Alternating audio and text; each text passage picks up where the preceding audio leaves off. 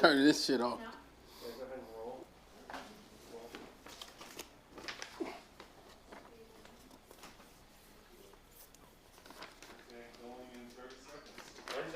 Cool. So we'll just be quick with everything because I think we got 10, 12 minutes probably. Max. Yeah.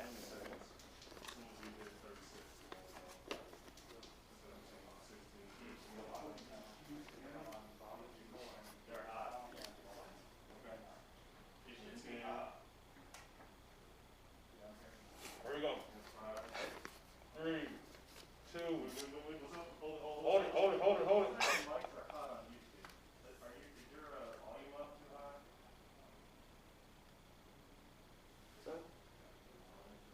We need to check.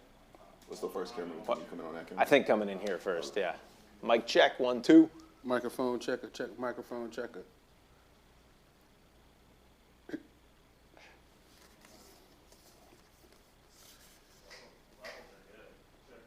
Hello, hello. They hooked this up quick. No, it was fast. Golly. Nice little set. How do you start this? I know. Check. Hello, check. Microphone check.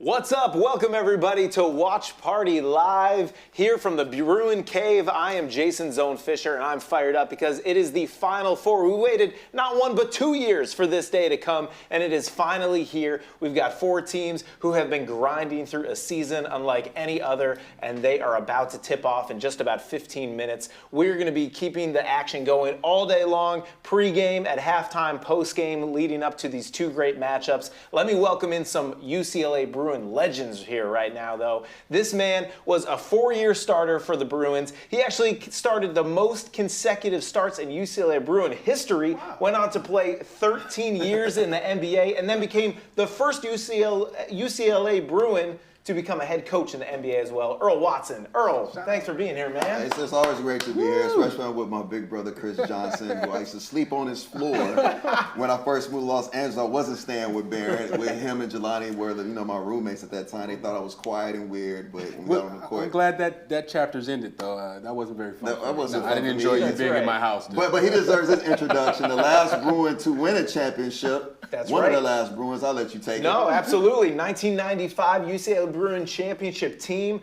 They're looking to go for the championship tonight or this year to make it back to the championship game. You were there on that squad, and now everyone knows from your KJ Live, Chris Johnson Live, this man knows the Bruins inside and out. He's interviewed all the key players and going to share that insight with us here today. Chris, thank you for joining us, and I'm glad that Earl doesn't have to sleep on your couch. Yeah, anymore, thank God. That was Nice. Hey, and Baron Davis will be joining us throughout the night as well. BD and all sorts of fun characters will be popping in and out from the Bruin Cave throughout the night. But guys, let me get started. You both have played in the Final Four. I know you made it all the way to the Sweet 16 in your 4 years, and you won the whole thing. What are the emotions like for these teams right now, for these guys in the locker room about to tip off? They've been working their whole lives for this moment. What's it like for them? I'll let you go. Well, I think emotionally you have nerves, obviously. There are nerves that exist, but these guys are feeling good about playing the game. You have to remember, we went through the age of COVID, so the game was taken away from them, and now they got it back. They went through the tournament. They went on a really special run, and so in talking to people's parents, I talked to Maxie Juzang, Johnny's dad. I talked to Jalen Clark's dad. I talked to Coley Kyman, who's Jake Kyman's dad. And their whole thing is just, Chris, we're just happy to be in the building. We're just happy to get an opportunity to watch our kids play. Our kids are happy to have an opportunity to play in front of their parents. Yeah. And there's not a lot of people in there. So the kids are saying that they can hear the parents when they're yelling. Oh, wow, yeah. That's unlike any college experience you've ever heard of, unless you're like Toby Bailey's dad, John, when he used to take over. But that's another story. But seriously, so you hear these guys, you hear your parents, and you're hungry and thirsty to play. Man, it's awesome. It's awesome. They're excited. Good. And I think it removes the stigma that basketball players play for money, because these kids are not playing for any dollars on the ticket. But the thing about it is, it's a childhood dream to play in the Final Four, to play in the NCAA tournament, to play in March Madness, and to have that come true for all 4 teams who have amazing stories. So I don't think maybe 1 or 2 are supposed to be there. The other 2 maybe not. You're talking about the Houston team and the Bruins. It's almost like story written, movie written, and the fact that they're about to unfold in front of our eyes, it gives me chills. You know, because it's all basketball. We live in basketball heaven. Chris' dad won a championship at UCLA. Chris won a championship at UCLA. That's father goals. Yeah. And if you don't win a championship at UCLA, you always feel like the job is unfinished. Right. And that's how I feel, like it's unfinished in some way in the future, has to make itself right. But that's the purpose of basketball at UCLA. Now, you mentioned the UCLA. I mean, they're just happy to be there. How could that work in their favor? They are taking on Gonzaga, the #1 seed in the entire tournament. They haven't lost a game since last year. I mean, 33, 34 consecutive wins in a row. Talk about like an underdog story here. UCLA was not supposed to be in the Final Four. They were in the first 4, and now they have a chance to write history. I mean, they have a chance to do something remarkable that no one saw coming. So how maybe is that even to their advantage, that maybe they can play a little loose, less pressure on them? Yeah, that's exactly what it is. You go into it, you're not really tripping on the stage. You're not. I don't know if they're happy to be here. I think they were happy to be there the first couple of games, and then once you start to realize that you can actually do something, make some noise, then it becomes, okay, let's lock in. Like, let's start taking this serious. We might have a real shot. Then you start holding on to certain sentimental things and superstitious things, and there's Bruin fans that have come out the woodworks, and so now it becomes a whole movement. Right. And now the belief system in the players, the coach at the helm of everything, and the parents, and us, the fans. I mean, now everybody's on the same page, and all of our energy is moving in the right direction. Yeah, a lot of people talk about repetition when you talk about basketball, right? You talk about the hard work, the grit, from coaching the players to, like, you know, your vision. Every coach has their own vision. Players have to buy in to do it. But I used to sit on Coach Wooden's couch just like this, have these long talks with him in Encino when I was playing at UCLA. Wow. Every chance I got. And what he always said to me was, belief is stronger than reality. So this team really believes. When you start doing something, you're doing it over and over. The Spurs call it pounding the rock, and eventually it breaks during the championship run. The rock has broken. And that confidence just goes to another level. Now you have Juzang looking like a young Devin Booker. You have, like, you know, players on their team, like, you know, Triple J out there making moves looking like a young Ginobili. And then you have Coach Cronin almost giving you residue and resemblance of Ben Howland. Like, so you have that coming, and everyone's confidence is headed in the right direction. The energy is headed in the right direction, and it's big for West Coast basketball. And the LA movement is big right now in basketball anyway, with the Clippers and the Lakers. Now the Bruins, SC had some success, but they always a step behind us, so we really don't care. It is what it is, right? So that movement is pushing forward. All right, wow, that's amazing. I mean, before we went live, you were talking about the fact that you probably wouldn't have gone to UCLA unless Chris paved the way and that 95 team won the championship. So talk about the impact that this squad, just making it even this far to the Final Four, is going to have on the future of the UCLA basketball program. It's everything. You know, I chose UCLA because of Lucius Allen. Lucius Allen was from my neighborhood. He went to UCLA, won championships with Lou Alcindor, Kareem Abdul-Jabbar, John Wooden. And that gave me, my dad is older, so that put the ring, like that seat in my head. That's the only place you can go. But it lasted for so long. And then in 95, when I was coming out in 97, they won the championship. I'm seeing these light-skinned dudes out here dunking backwards, playing like dark-skinned dudes. I'm like, yo, I got to be on that team. Like, I got to be a part of that run, because I'm living literally 35 minutes from University of Kansas. Like, I'm living right there. Right. Yeah, and I thought you were going to Kansas. I'm not that type. But they paved the way for me to believe, and that led to Cody Riley. That led to Jerron Rush. That led to UCLA getting one of the top point guards, women basketball, in high school right now, Jada Williams. So that push is coming. Absolutely. No, absolutely. And LA now has returned to its rightful place as the mecca of basketball, in my opinion. I know we got my New York cats that say New York, but I've always felt like it was LA. The high school scene, the college scene, the pro scene. It's elite. It's bar none. There's nowhere else like it in the world. And now what you have with the UCLA crew, you got everybody pulling for them. I mean, you see the city halls turn blue and gold, all these buildings around town. I mean, when the city and the energy is moving behind you, this is just like 95. It feels exactly the same. And also, there's a lot of familiarity with the guys on the team, and I think that plays a big part. Well, LA is definitely having a basketball renaissance right now, but somewhere else it is Texas. Because our first matchup, we got Baylor versus Houston, the Battle of Texas, who will move on to play in the national championship game. Guys, give me your quick take on what is it going to take for Houston to upset Baylor, or is Baylor just going to be too strong and they'll move on? Chris, well, for me, I think it's Coach Sampson. He has a crew that high energy defensively. They're very active on both ends of the floor. And he recruited me when he was at Washington State University. So what I know about Coach Sampson is he's very intellectual. He's very inspirational.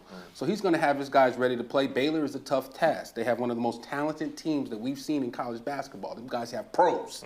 Okay, so this game, Battle of Texas, is going to be high-level, big-time college basketball. But I do think Coach Sampson gets to that national championship game. Coach Sampson also recruited me too when he was at OU, and he is a genuine guy. Yeah. If it wasn't for those 4 letters, I was gone, because he gets you in his presence. Yes. He gets you in his presence. Yeah. So I'm happy for him. And he has another kid in his team called Grimes. His last name is Grimes. Started at KU. Transferred. Same thing with Johnny Juzang. Started in Kentucky and transferred. So you got a connection of 2 guys who started someplace they thought they could be successful. It didn't happen. They left to supposedly lower, institutions, universities, basketball playing, and they're showing they're back in that Final Four when those other teams aren't there. So I'm pulling for Coach Sampson, but we know Baylor has a player who I love, the point guard Mitchell. Can they keep him out of the paint? And I know he's not their leading scorer, but tonight he had a big game.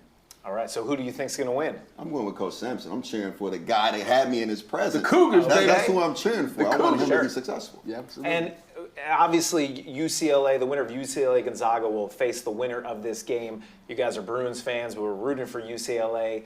Let's just say UCLA beats Gonzaga. Who would you rather face in the championship game? I don't care. No, honestly, at this stage, so when you get this deep in the NCAA tournament, you're less concerned about what everybody else can do, and you're more concerned about what you're doing and what you're doing well. We're not tripping on them. We're tripping on us. So I don't think it matters who they play. They're going to be up for the challenge, whoever it may be. And that is the Bruin mindset. Coach Wooden had a thing. Prepare every game and every practice like it's a championship practice or game. So when you get there, you don't change your habits, you don't change, you don't celebrate. You go through it like a machine and you celebrate later. Yeah. So this is UCLA's championship game, Gonzaga. They beat them. The next game is an extra game to celebrate twice. So taking one game at a time, and it's like, Chris, we was brought and raised in UCLA basketball. It doesn't matter who we face, because we never should be a Cinderella story. The media can run with it, but the jersey says never.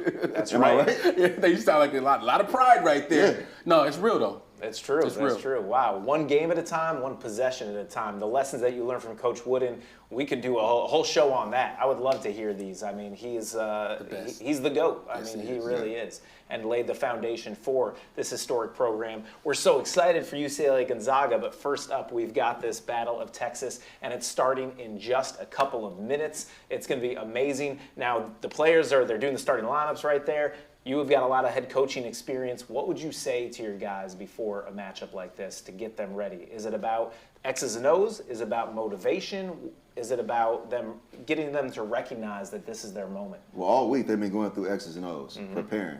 You can only go through it so much. Yeah. And I love Phil Jackson's, method.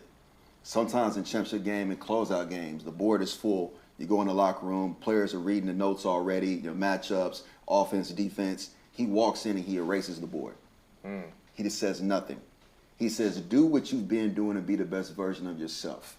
And then that moment, the players erupt, right? Because you really just want to go out there and play free, and you bring it in because it's nothing you can really change. Right. You can only have perspective and change. I might guard him a different way than the last guy I faced, and that's it. You go out there and be the best version of yourself, one possession at a time, like you say, and always play forward.